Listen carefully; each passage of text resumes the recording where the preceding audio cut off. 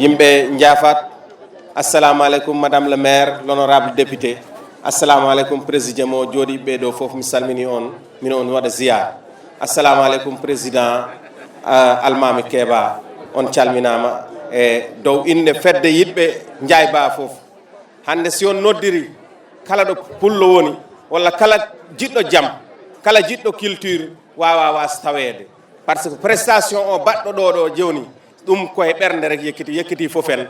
Madame le maire, peuple ma mo caggal ma, vous êtes la vraie lionne que le peuple vous a décerné.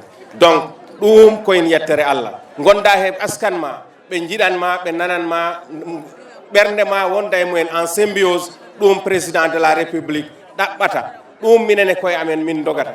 Joni noon mi arta e fedde aynaɓe Saloum koye kosgal madame le maire, l'honorable député rek rewi par l'entreprise du président de la république ko waɗi koye élevage ko jooɗi ko he joni fofen jii en mbeɗama ransude dolli de 127 kilomètres waɗa clôturé wiya ɗum ko aynaɓe te taw parinoma on ransi itte he junngo aynaɓe wede des agrobusiness taƴe waɗe guese yeeye gaynaka ɓuura ɗumanin président wi ɗum waɗata ƴefti on nden ladde waɗani aynaɓe waɗi hen huuɗo waɗi hen ndiyam waɗi financement on ɗon programme madame le maire, honorable député e kamen mawni sehilaɓe ma wonɓe assemblée nationale ji ɓe continue on système minen jiya ko mbaɗata koye dans la commune pour l'élevage. Merci encore une fois madame le maire et l'honorable député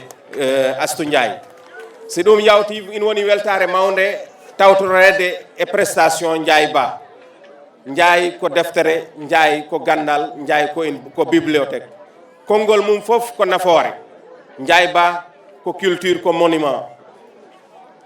Ko poɗɗo darane, ko poɗɗo nangane, ko poɗɗo jaggirane ha o yetto ɗo artiste fof foti yotto.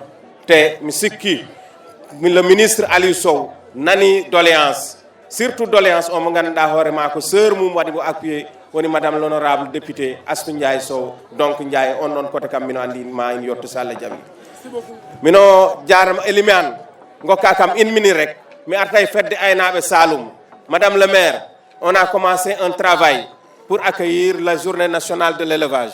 Et minen parino ma min gar ha e ma e min gandi aɗa to nder parce que la convergence des éleveurs hande fedde aynaɓe min peera wat hunde ko madame l'honorable député rentani au niveau supérieur à travers son ami Aliou Dembourou Sow.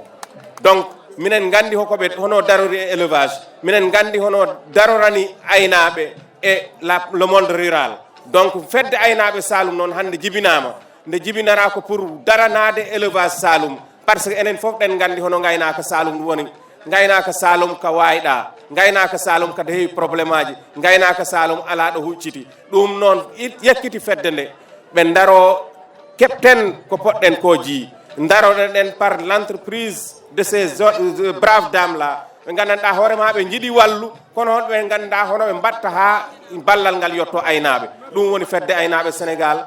Minen on gudditani juuɗe garon nangotiren daranoɗen gaynaka Saloum palanoɗen la journée nationale de l'élevage calendrier président ñande fof ɗumanini mbaɗen ko feera waɗe Sénégal. On jarama, merci beaucoup.